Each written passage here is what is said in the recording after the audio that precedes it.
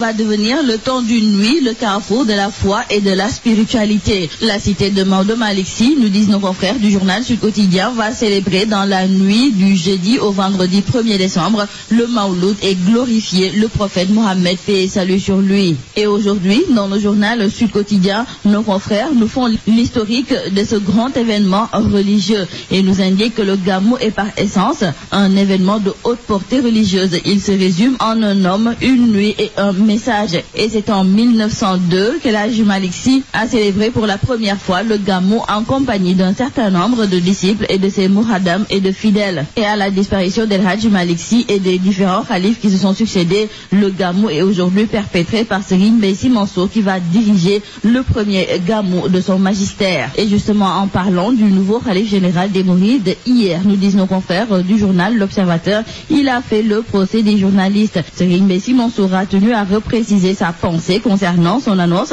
sur le second mandat du président Sall, notant qu'il ne peut prédire l'avenir qui est du ressort de Dieu. Toujours dans le journal L'Observateur, Serigne Mbaye Sy Mansour déclare que quand il a parcouru les commentaires sur le net, il était complètement désemparé. Dans le journal Les Échos, nos confrères reviennent aussi sur les propos de Serigne Mbaye Sy Mansour. Il assume sa longue amitié avec le chef de l'État Macky Sall, mais refuse encore toute prédiction d'un nouveau mandat à son bénéfice. Serigne Mbaye Sy Mansour de se désoler également du fait que des Sénégalais en ont profité pour pousser le bouchon plus loin en disant que c'est parce que le président Sall lui a donné des enveloppes. Une accusation d'autant plus incongrue pour lui qui n'a jamais été dans le besoin. Serigne Mbaye Sy Mansour d'ajouter qu'il ne vote pas, il n'a jamais figuré sur une liste électorale et d'ailleurs le jour du vote il se rend au champ. Donc il ne sait rien du vote et n'a jamais prédit un second mandat à Macky Sall. Et retenons avec nos confrères du journal Direct Info qu'à quelques heures de la célébration de la naissance du prophète Mohammed, paix et salut sur lui, à Medina Baye, le quartier est confronté à un manque d'eau. Le comité d'organisation fustige cette négligence de la SONES et de la SDE. En plus de cela, nos confrères du journal Direct Info nous indiquent que Medina Baye présente un visage pas du tout reluisant pour une cité religieuse.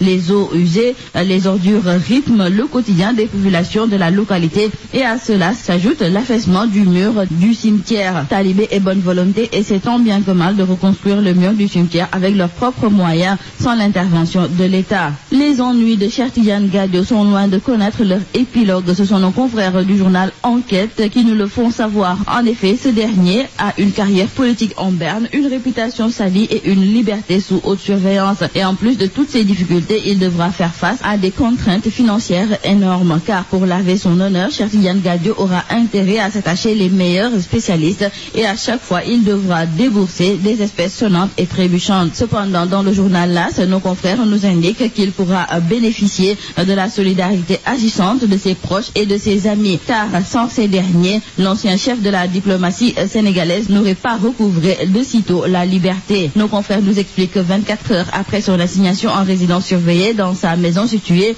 dans le Maryland, ses 4 amis se sont mobilisés. Il s'agit, selon nos confrères du quotidien LAS, de son ami Mark Chester, américain bon teint et ami personnel de Cheikh Tidiane Gadio. L'ancien ambassadeur du Sénégal à Washington, Mamadou Lamine Ba, par ailleurs enseignant à l'université de Boston, Louis Fall, avocat et époux de Adimar, sœur cadette de la femme du leader de l'UJJotna, et Koumamar Gadio, l'épouse de l'ancien ministre qui a donné en gage sa maison située dans le Maryland. Voilà donc, selon nos confrères du journal LAS, les 4 sauveurs du député Cheikh Tidiane Gadio. Toujours concernant l'affaire Cheikh Tidiane Gadio, dans le journal Walf Quotidien, c'est le général Mansour Seck qui se prononce sur cette affaire et ce dernier évoque la double nationalité de Cheikh Tidiane Gadio qui risque de compliquer les choses. Mais nos confrères de Walf Quotidien nous rappellent que l'intéressé, à savoir Cheikh Tidiane Gadio, avait nié avoir 2 identités. Pour ce qui est de Hassan Diouf, retenons avec nos confrères du journal Vox Populi qu'il a été placé sous mandat de dépôt après que son dossier a été envoyé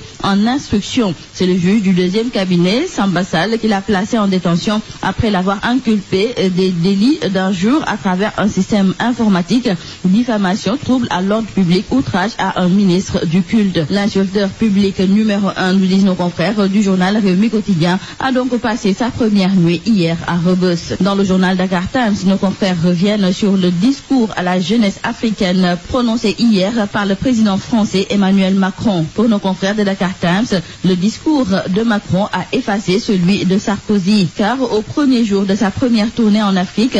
Il a souhaité s'adresser à la jeunesse africaine dans un discours de près de 3 heures au Burkina Faso. Emmanuel Macron, pour nos confrères du journal Dakar Times, a corrigé l'erreur de Sarkozy et selon nos confrères, il a été d'une clarté limpide dans ses propos. Et nous terminons par nos confrères du journal Libération qui nous révèle qu'Interpol, en collaboration avec la division des investigations criminelles, a frappé au cœur de la mafia dakaroise qui utilise des talibés pour faire son business. En effet, 5 maîtres coraniques et 2 maliennes ont été arrêtés dans le cadre de cette opération baptisée